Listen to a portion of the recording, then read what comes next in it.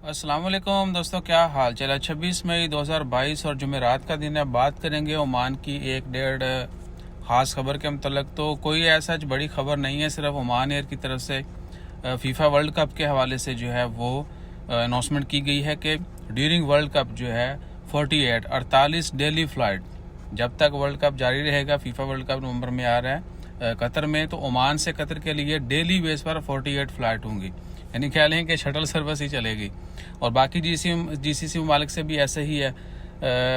बस दुआ कीजिए कि हमारे ममालिक के लिए भी जो है मज़ीद एयरलाइंस को इजाज़त मिले और डेली बेस पे फ़्लाइट जो हैं वो ज़्यादा चलें, ताकि टिकट्स के रेट थोड़ा कम आएँ, यानी कम हो जाएं। उसके अलावा काबिल ज़िक्र खबर जो है वो बस ऐसे ही है, कोई बड़ी नहीं है। गर्मी के हवाले से है। डस्ट स्टॉर्म जो है वो प्रेडिक्शन की जा रही है कि बहुत सारी जगहों पे ऑलरेडी चल रहा है, और मस्कत में भी हो सकता है थोड़ी गर्द गुबार में दोबारा फिर इजाफा हो। बाकी टेम्परेचर आपके सामने ही है। ऑनेस्टली स्पीकिंग, वो तमाम लोग जो बाहर धूप में काम करते हैं या आउटडोर वैसे मूवमेंट होती है उनकी, कहीं भी एसी के बाहर जो भी लोग हैं, उनकी बहादुरी को सलाम, उनकी हिम्मत को सलाम, और उन लोगों का ख्याल भी रखें। एक तो ये भी बड़ी इंपॉर्टेंट चीज़ बता रहा हूँ, हमने आज से 12 साल पहले ये फेस किया था।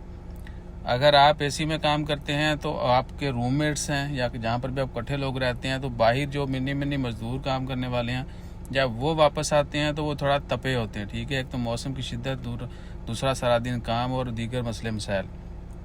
तो एटलीस्ट अपने तल्लुकात जो है वो भी ठंडे रखें। ठीक है ना, आप सारा दिन तो आप ठंड में रहते हैं, लेकिन जो गर्मी से आते हैं उनको भी थोड़ा ठंडा माहौल दें। ठीक है ना, ये लॉजिकल बात है, लेकिन इस चीज़ को समझिएगा और थोड़ा अवॉइड किया कीजिए।